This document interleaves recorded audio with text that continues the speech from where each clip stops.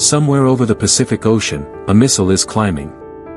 It rises above the atmosphere, arcs across the darkness of space, and falls back toward Earth, splashing harmlessly into the sea hundreds of miles from any populated coast. But the message is not harmless. The message is, we can reach you. In the days that follow, governments scramble. Intelligence agencies update their assessments. Military commanders run scenarios. And the face that appears on every screen, calm, impassive, watching the launch with something between satisfaction and indifference, belongs to a man who was virtually unknown to the outside world just 15 years ago. His name is Kim Jong Un. And today, he is arguably the most feared leader on the planet. Not because he commands the largest army. Not because he controls the most powerful economy. But because he sits at the intersection of nuclear weapons, total secrecy, and absolute unpredictability, a combination that has left every major world power uncertain about what he will do next. This is the story of how that happened.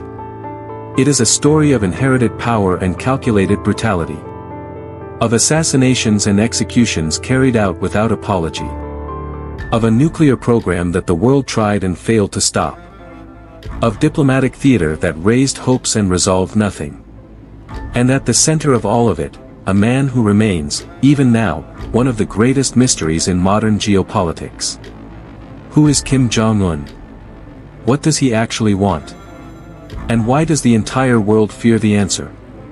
To understand Kim Jong Un, you have to understand the world he was born into. North Korea did not become a closed, militarized dictatorship overnight. It was built that way, deliberately, systematically, over generations. It began with his grandfather.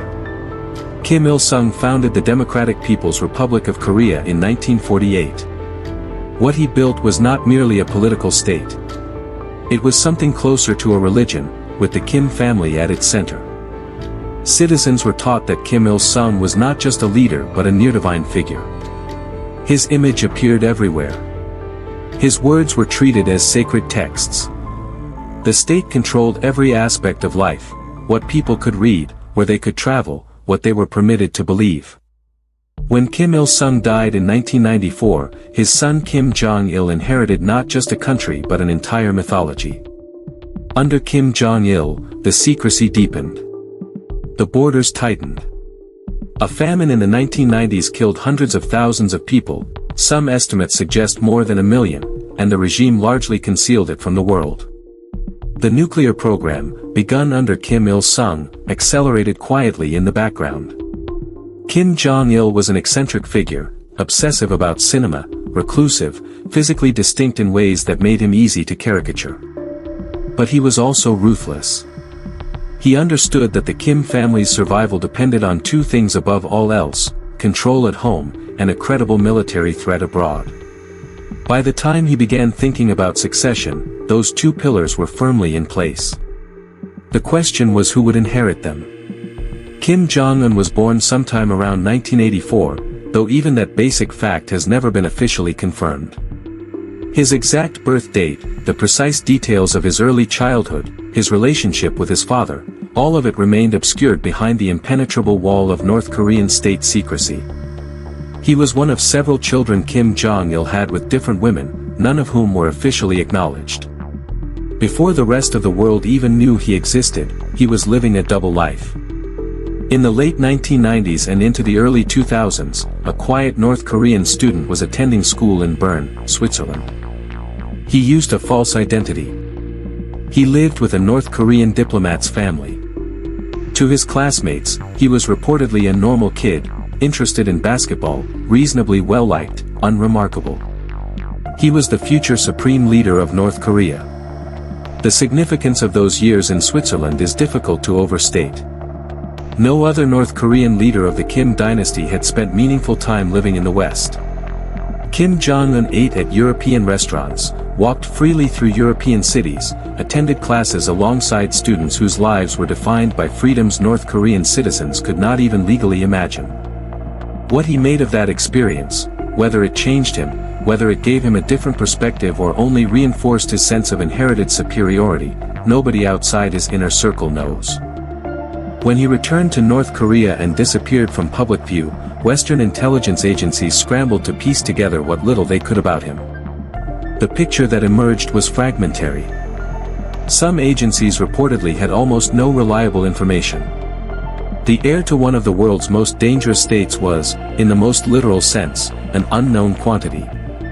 Then, in 2009, the picture began to change. Reports emerged, carefully sourced from defectors and intelligence intercepts, that Kim Jong-il was preparing his youngest son to take power. In 2010, with no known military experience to speak of, Kim Jong Un was granted the rank of 4-star general. He was reportedly in his mid to late 20s. The message was unmistakable: the succession had been decided. On December 17, 2011, Kim Jong-il died. The announcement came 2 days later, delivered on North Korean state television by a weeping news anchor in black mourning clothes. Footage showed citizens collapsing in the streets, wailing with what appeared to be genuine or state-compelled grief. It was, in North Korea, impossible to tell the difference. And just like that, one of the most heavily armed nations on earth had a new leader. He was young. He was untested.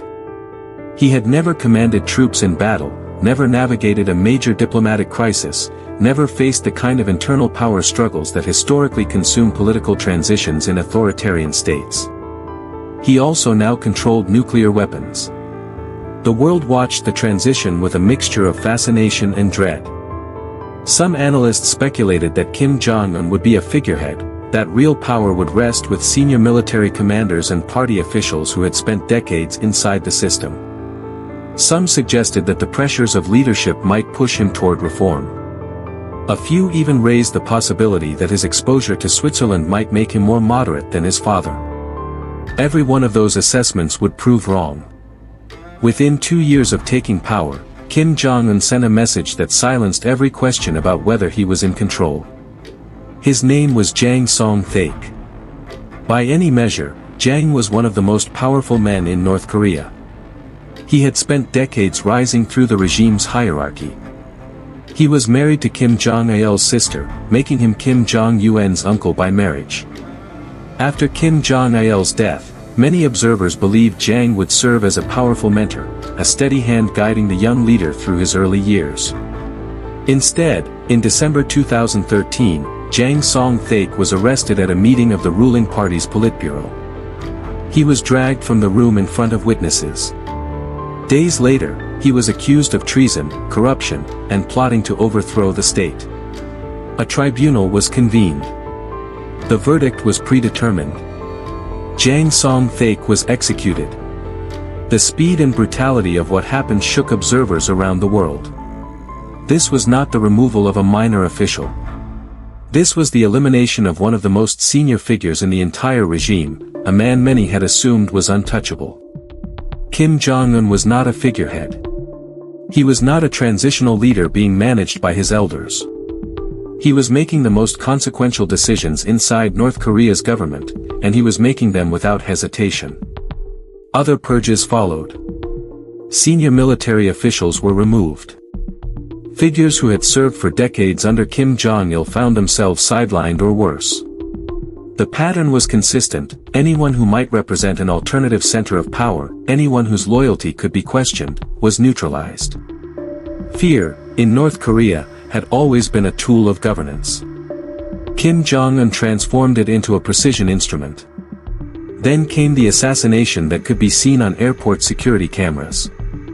On the morning of February 13, 2017, a man walked through Kuala Lumpur International Airport in Malaysia. He was heavy-set, middle-aged, traveling under a diplomatic passport. His name, on paper, was Kim Cole. His real name was Kim Jong-nam. He was the eldest son of Kim Jong-il. He was Kim Jong-un's half-brother. For years, Kim Jong-nam had lived in a kind of self-imposed exile, spending time in Macau, in Beijing, in various international cities, living a life of relative comfort far from Pyongyang. He had fallen out of favor with his father years before Kim Jong-il's death, reportedly after being caught trying to enter Japan on a forged passport to visit a theme park. He had never been positioned as a serious rival for power. But apparently, that didn't matter. As Kim Jong-nam walked through the terminal, two women approached him. Within seconds, each had smeared a substance on his face. He began to feel ill almost immediately. He approached airport staff and told them he had been attacked. He was taken to a clinic, then rushed to a hospital. He was dead within 2 hours. The substance was VX nerve agent, one of the most lethal chemical weapons ever produced, and a substance banned under international law. The women were later identified as nationals of Vietnam and Indonesia, apparently recruited through what investigators described as an elaborate deception, led to believe they were participants in a prank show. Multiple governments, including South Korea and the United States, concluded that North Korean operatives had planned and carried out the killing. Pyongyang denied everything. The killing sent a message that went beyond North Korea's borders. If Kim Jong Un was willing to authorize the use of a banned chemical weapon to assassinate a family member in a foreign airport in broad daylight, a man who posed no obvious immediate threat to the regime, then the calculus of what he was capable of had shifted dramatically. No one was beyond reach. Not even blood. While the world watched the purges and the assassination with growing alarm, something else was happening, something with far greater potential consequences for global security. North Korea was testing weapons at a pace that had no precedent in its history. Between 2013 and 2017, the regime conducted 3 nuclear tests. It launched dozens of ballistic missiles. It tested intercontinental ballistic missiles, systems theoretically capable of reaching the continental United States. It tested submarine-launched ballistic missiles. It announced the development of miniaturized nuclear warheads that could be fitted onto those missiles. Each test pushed the program forward. Each test pushed the world closer to a threshold that no one wanted to cross. By 2017, the situation had reached what many analysts described as the most dangerous point on the Korean peninsula since the armistice that ended the Korean War in 1953. The United States, under President Donald Trump, responded with language that was itself unprecedented. Trump threatened North Korea with what he called fire and fury like the world has never seen. He referred to Kim Jong Un publicly as Rocket Man. Kim's government responded with threats to strike the American territory of Guam. Behind the rhetoric, military planners on multiple sides were running real scenarios. How close did the world come to war? The honest answer is that we don't fully know. What declassified documents, former officials, and investigative journalists have suggested is that the risk was real enough to be taken seriously at the highest levels of government. Some former officials have described a period in late 2017 when the possibility of military conflict felt genuinely close. It didn't happen. But the fact that the question was being asked at all, about a country possessing nuclear weapons, run by a leader whose intentions nobody could read with confidence, underscored just how far the situation had traveled from anything that could be called normal. And then, almost without warning, everything changed. In 2018, Kim Jong Un walked across the demilitarized zone separating North and South Korea, shook hands with South Korean President Moon Jae-in, and smiled for photographs at Panmunjom, the exact location where the Korean War's armistice had been signed 65 years earlier. Months later, he sat across a table from Donald Trump in Singapore, the first time a sitting American president had ever met with a North Korean leader. The images were extraordinary. The handshakes. The joint statements. The language of peace and potential denuclearization. The shift had been so dramatic, so sudden, that it seemed almost impossible to reconcile with everything that had come before. The man who had ordered executions and assassinations, who had overseen missile launches designed to demonstrate the capacity to incinerate cities, this was the same man now exchanging pleasantries with the leader of the United States. What had changed? The most widely accepted analysis is that Kim Jong Un had achieved what he set out to achieve. By 2018, North Korea had demonstrated, through repeated testing, that its nuclear and missile programs had reached a level of credibility that could not be dismissed. The country had crossed a threshold that made it, in practical terms, a nuclear power. Having established that deterrent, Kim could afford to engage diplomatically, not because he intended to give anything up, but because negotiation from a position of demonstrated strength was more advantageous than continued isolation. Others suggested he was responding to the genuine economic pressure of international sanctions. Still others proposed that the diplomatic pivot was theater, designed to buy time, reduce pressure, and ultimately preserve the program under the cover of peace talks. What actually happened next suggests the third interpretation may be closest to the truth. By 2019, the diplomatic process had stalled completely. A second summit between Trump and Kim in Hanoi collapsed when the two sides could not agree on terms. Kim returned to Pyongyang. Trump returned to Washington. No denuclearization agreement was signed. No binding commitments were made. The missiles kept being built. The nuclear material kept being produced. To understand the full scale of what Kim Jong Un governs, and what makes the world's fear of him something more than geopolitical calculation, you have to look beyond the weapons programs and the summits, into the lives of the people living inside North Korea's borders.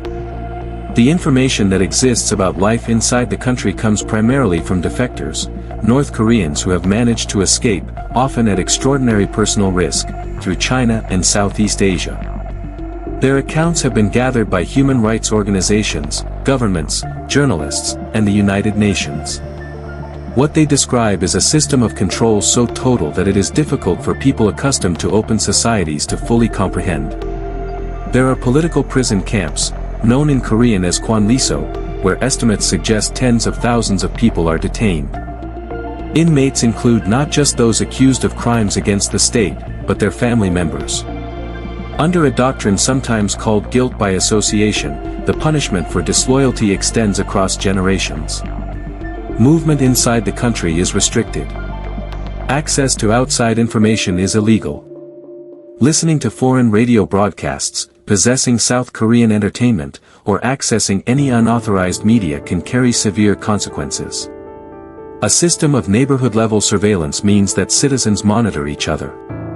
The cult of loyalty to the Kim family is not merely encouraged, it is mandatory.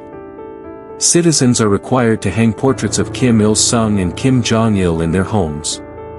They are expected to participate in public ceremonies and expressions of devotion. The state has constructed an entire cosmology in which the Kim dynasty is not merely governing, it is a source of meaning itself. Much of this evidence is difficult to independently verify. North Korea does not permit international monitors access to the camps. The regime denies their existence.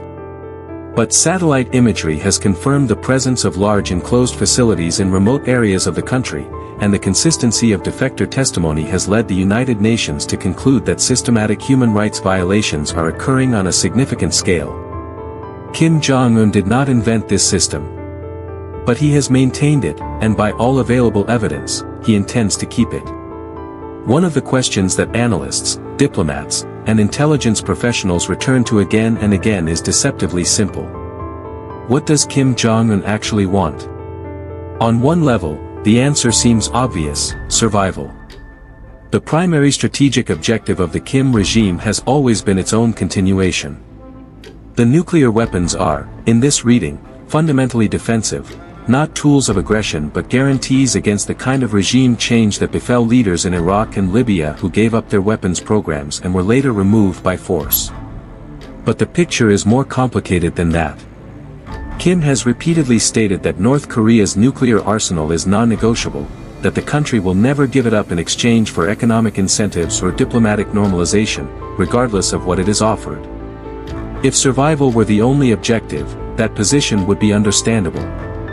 But his public statements go further, framing nuclear weapons as a source of national pride and identity, as the means by which a small country has forced the world to take it seriously. There is also the question of how much of the decision-making attributed to Kim Jong-un is actually his alone. Officially, he holds nearly absolute authority, as supreme leader, as commander of the armed forces, as head of the ruling party. But North Korea's power structure is opaque enough that the extent to which senior military commanders, party officials, and family members, particularly his sister, Kim Yo-jong, influence the decisions that emerge under his name remains genuinely unclear. Kim Yo-jong has become one of the most visible and reportedly powerful figures in the regime. She has served as a spokesperson, a diplomatic representative, and by most assessments, one of her brother's closest advisors. In recent years, she has issued statements so sharp and consequential that some analysts have described her as the second most powerful person in North Korea.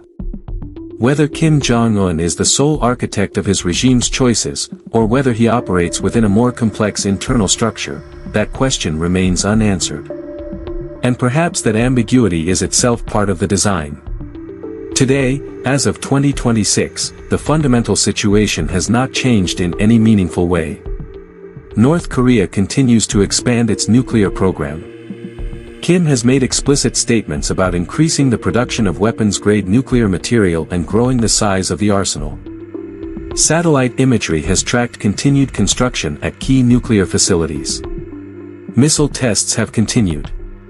The international sanctions regime that was designed to pressure the country into negotiation has remained in place for years, and the regime has not collapsed, has not reformed, and has not surrendered a single nuclear weapon. Diplomatically, the world has largely settled into a familiar and uncomfortable posture, monitoring, condemning, and accepting that North Korea is a nuclear-armed state, while declining to fully acknowledge that reality or act on it. The COVID-19 pandemic, paradoxically, provided Kim Jong-un with an opportunity to seal his borders more completely than ever before, under the pretext of public health. The information blackout deepened. The country became even harder to observe from the outside. Inside North Korea, the system of control continues to operate as it has for decades. Outside North Korea, the world continues to watch a young leader, now in his early 40s, having governed for 15 years, who has outlasted the predictions of his imminent collapse, survived the diplomatic roller coaster of summits and stalled negotiations, and maintained a grip on power that shows no obvious sign of loosening.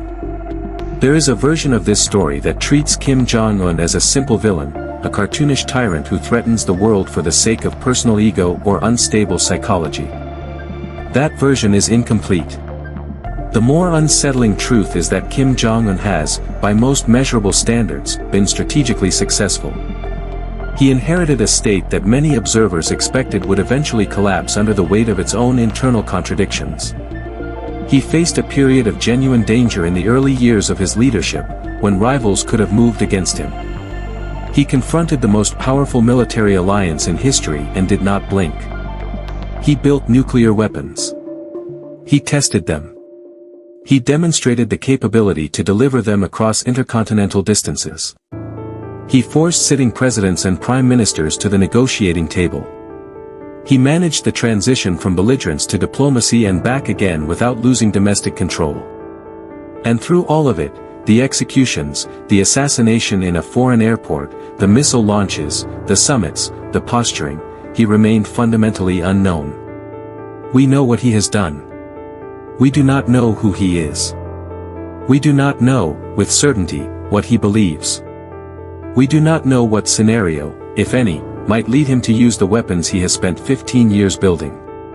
And that uncertainty, that persistent, unresolvable gap between what we can observe and what we can understand, is perhaps the most important thing to grasp about why the world fears Kim Jong-un. It is not merely the weapons.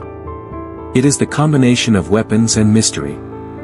It is a nuclear arsenal in the hands of a man whose inner world remains impenetrable, who was educated in the heart of Europe and returned to rule the most isolated nation on earth, who has shown he will act without hesitation when he perceives a threat, and who has given no indication that he intends to change. The missiles will keep climbing. The world will keep watching. And the question that has no clean answer, what does he really want, will keep defining the most dangerous geopolitical uncertainty of our time.